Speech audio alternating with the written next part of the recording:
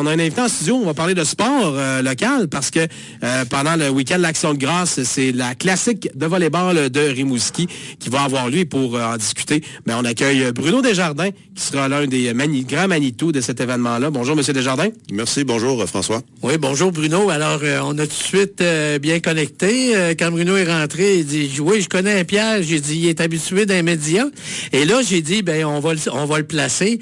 Tu nous as dit, Bruno, que tu travaillais au 6, mais que là, tu es à la retraite, donc plus de stress.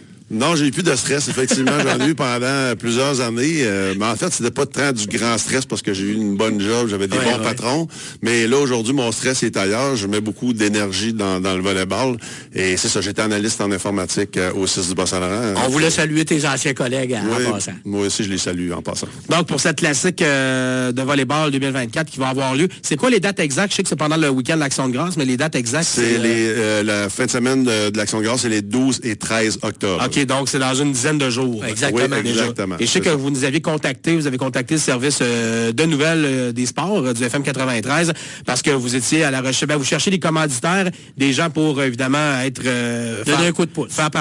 Donner un coup de pouce, faire partie de l'événement. Jusqu'ici, comment ça s'est passé, ce département-là? Ben, au niveau des commanditaires, tous les années, ben c'est toujours assez difficile. C'est jamais, faut jamais prendre pour acquis à chaque année, même si un commanditaire est avec nous depuis plusieurs années. Faut toujours retravailler. Avec les dernières années de COVID aussi, ben c'est de plus en plus difficile. Mais il y a des commanditaires qui sont avec nous depuis plusieurs années. Ils reviennent. On va en chercher des nouveaux. Il y en a qui abandonnent. On essaie de faire un gros travail là-dessus parce qu'il y a beaucoup de frais. On n'a pas nécessairement beaucoup d'aide, comme par exemple, je veux pas viser personne, comme par exemple la ville. Je veux dire, on doit payer nos gymnases à la ville. Le Polybert aussi, on paye tous nos gymnases, on doit payer les arbitres. C'est du loisir pour les adultes. La ville fait payer quand c'est du loisir pour les adultes. C'est ça, c'est pas une pointe que j'envoie, c'est juste un fait que j'énonce. C'est une politique. Oui, exactement. Alors, mais il reste que c'est quand même un tournoi qui se veut d'une envergure assez intéressante. Par exemple, à ce qui se passe, on connaît tous le tournoi Orange sur la Côte-Nord. Tu veux nous situer l'événement de Rimouski un peu? Oui, ben, en fait, c'est drôle que tu parles du tournoi Orange parce que lorsqu'on a fondé la Classique en 1997, je suis dans les membres fondateurs. J'étais là pendant 18 années. J'ai été essentiellement coordonnateur. J'ai quitté les Reines l'an dernier. Et là, il y a un nouveau comité qui a pris place avec des plus jeunes. Oui. Et au début, on s'est basé beaucoup sur ce qui se passait au tournoi Orange, mais on s'est vite fait dépasser. Ils étaient déjà beaucoup en avance de nous. C'est vraiment quelque chose. C'est le plus gros tournoi civil. On le met à part, mais en termes de calibre puis de rayonnement. En termes de calibre, on peut dire qu'au niveau du calibre, c'est excellent. Puis on peut se comparer aussi au tournoi qui se passe à Amkoui, le tournoi l'Omnium sans nom, en fait, qui maintenant s'appelle l'Omnium Yves Lévesque, que je salue en passant. Et on va chercher des équipes d'un peu partout au Québec, dans les différentes catégories. Vous voyez, cette année, c'est un record qu'on a égalé. Je me souviens plus en quelle année. On a eu 78 équipes dans les classes Homme A, Homme B, Femme A, Femme C, et Femme B et le mixte C et le mixte B. OK. Ça, donc, même, ça a l'air compliqué un peu, mais c'est assez simple de se trouver là-dedans. Oui, c'est assez simple. En fait, les catégories hommes, c'est des équipes de 6 garçons, des équipes de femmes, 6 femmes, et le mix, c'est 4 gars et 2 filles sur le terrain. Par contre, ça dépend aussi de ton calibre. J'imagine que des catégories... Exact, c'est ça. C'est pour ça le A, le B, le C, le A étant le plus fort, bien évidemment. Puis les différents calibres, c'est, mettons, on parle de joueurs qui ont joué à des niveaux quand même assez intéressants, ou on parle de joueurs amateurs, vraiment des amateurs? C'est essentiellement, c'est des amateurs, mais dans les calibres A, autant chez les hommes que chez les femmes, on retrouve des anciens joueurs universitaires là, qui viennent... c'est ça, exactement. Exact. C'est là que ça se passe, effectivement. Moi, je me souviens, j'ai suivi la carrière de Louis Khalil, un gars de Rimouski bien connu qui jouait du gros volleyball.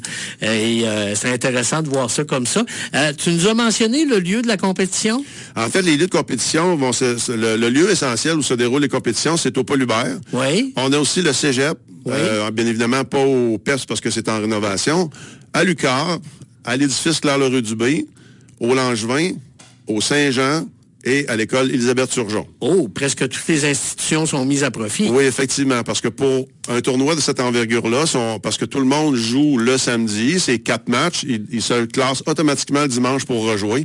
Donc, pour faire jouer tout ce beau monde-là, ça nous prend beaucoup de plateaux, puis on calcule environ un plateau pour 5 équipes, donc c'est ce que ça donne. Ça m'amène à la question, justement, que je voulais te poser. C'est que, Bruno, je ne sais pas si tu as assisté au tournoi de volleyball des Jeux du Québec. Oui, j'étais responsable. Moi, là, j'ai tellement aimé ça, voir les terrains dans le Colisée. Vous n'avez pas pensé à faire ça dans le Colisée? Ça revient à tous les années de faire ça au Colisée, mais de un, c'est très... parce que j'ai participé au montage de ces plateaux-là.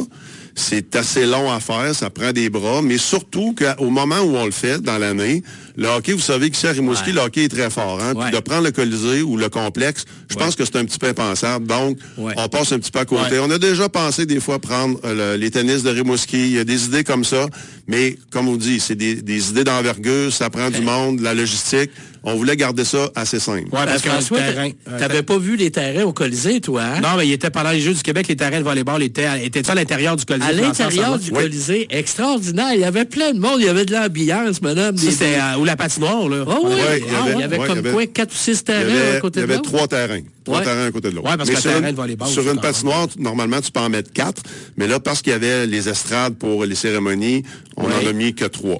Oui, puis je pense que aussi il y avait un espace pour les pratiques, là, pour qu'on puisse se pratiquer avant les parties. En fait, le réchauffement se fait avant sur le terrain, mais puis il y avait aussi il y avait des matchs à l'université puis au Paul Hubert. Ça reste un sport c'est un sport classique, on peut dire, le volleyball. C'est là depuis sport olympique, quasiment le début des temps aux Jeux olympiques. Et c'est un sport qui a quand même eu un regain de popularité au Québec, comme plusieurs sports de ce type-là, des sports classiques. Le handball en est un bon exemple.